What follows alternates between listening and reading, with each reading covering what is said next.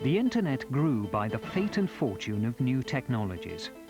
Among them were breakthroughs in electronics that brought mainframe computer power down to the size and cost of a desktop PC. The silicon chip, the high-speed modem, and the computer mouse are as significant in shaping the use of the internet as the first IMP.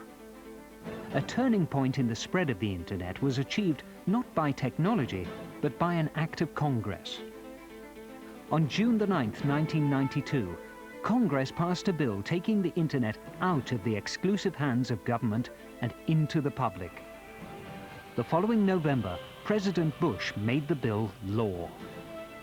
The government, in particular National Science Foundation, which had been investing in research in the ARPANET and then the internet, began to get the idea that maybe this should be turned loose. This technology should be turned loose into the open world for commercial use, for whatever use. And that unleashed a lot of commercial energy and competition and progress. The internet gave people access to hundreds of uses and previously unimaginable information.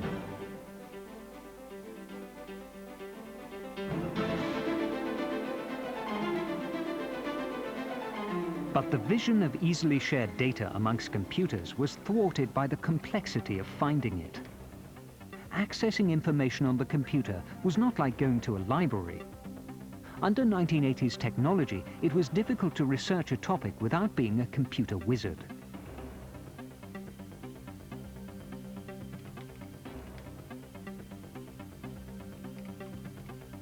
Around the same time that Congress was opening up the internet to more people, physicist Tim Berners-Lee at the CERN Research Institute in Switzerland was considering other search options.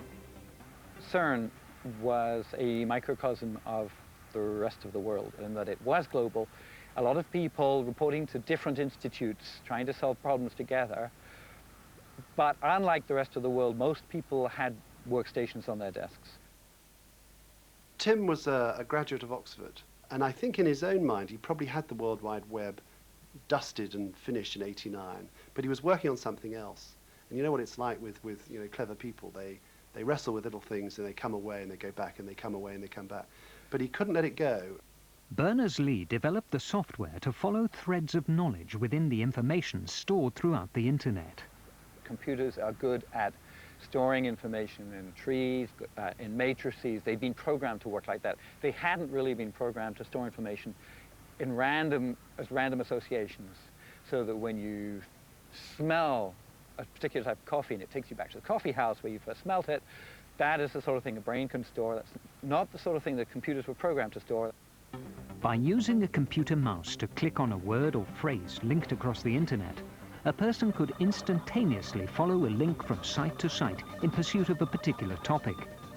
The crisscrossing of these myriad threads across the globe reminded Berners-Lee of a spider's web.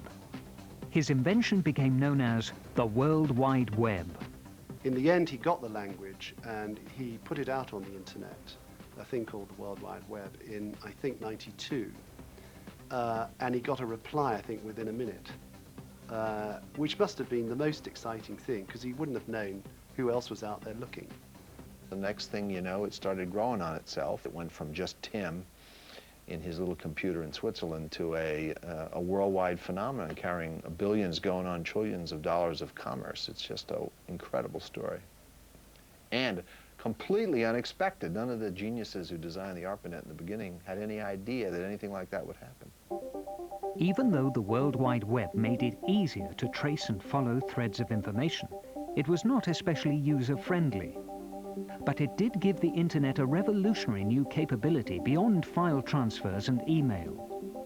In 1992, there were still only 50 web pages on the entire internet.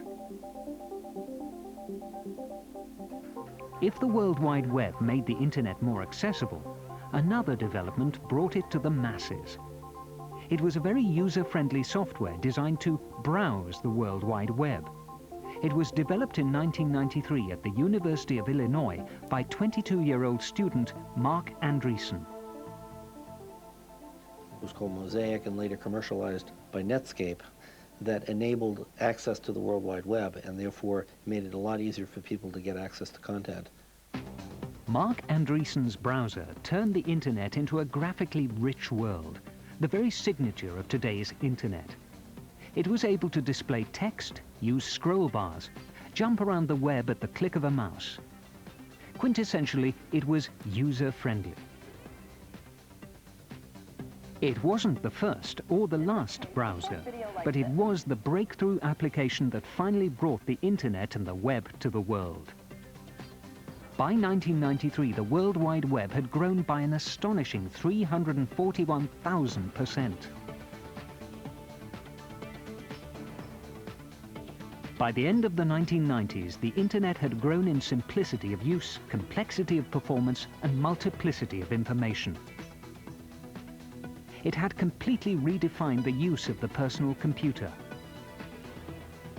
What was once an in-the-house word processor and spreadsheet calculator was, by the end of the 20th century, a way to get out of the house without leaving it. Well, the only reason you have a television is because of the network, and pretty soon that will be true of computers, that the only reason you have a computer is to be on the network, not to do word processing and spreadsheets. Those are incidental.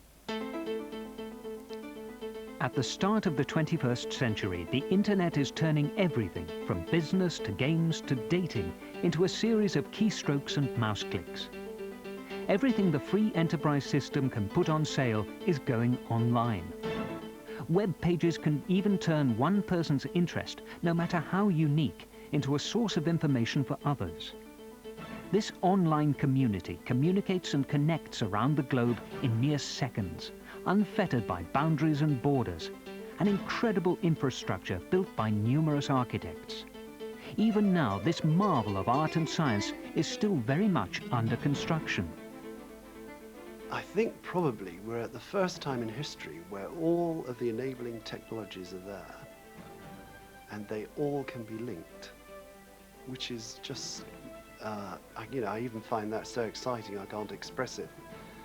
But it does mean that you will be able to put your central heating on the phone, you'll be able to do, your fridge will say you're out of Coke or you need some milk today, your microwave will say it needs cleaning, the car will become a second computer. They'll tell you there's a road ahead that's got 200 cars, there's no point going up there. They'll tell you automatically that your battery's flat, and it's almost scary, but everything is for the first time attainable, and it's mobile. What began as a $1 million investment by the US government in 1969, linking computers to share information, is now, at the turn of the 21st century, the future. At present, there are over 11 million domain names registered on the internet and nearly 70 million websites. www.com and @ are the icons of the information age that we live in. With the enormous use of the internet and the web, innovation and evolution will continue. Its horizons are limitless. The internet, has no boundaries. In fact, the internet will redefine a nation state, because there'll be different states on the internet. It is something we've only 1 out of 100 understand today, but it is absolutely mind-blowing. I don't think we know yet just how important this is. Many of us believe that this is, in fact, the telecommunications infrastructure for the 21st century, that it will absorb and support all of the other media, telephony, television, radio, and of course conventional computer communications. But in some sense, it's still early days. Remember that this system is no older in 1999 than the telephone system was in 1900. The telephone's 123 years old. The internet is only 30 years old, and it's got a lot of future ahead of it. So don't think for a moment that this little look at the history is going to capture it all, because it's happening right now, even as we sit here.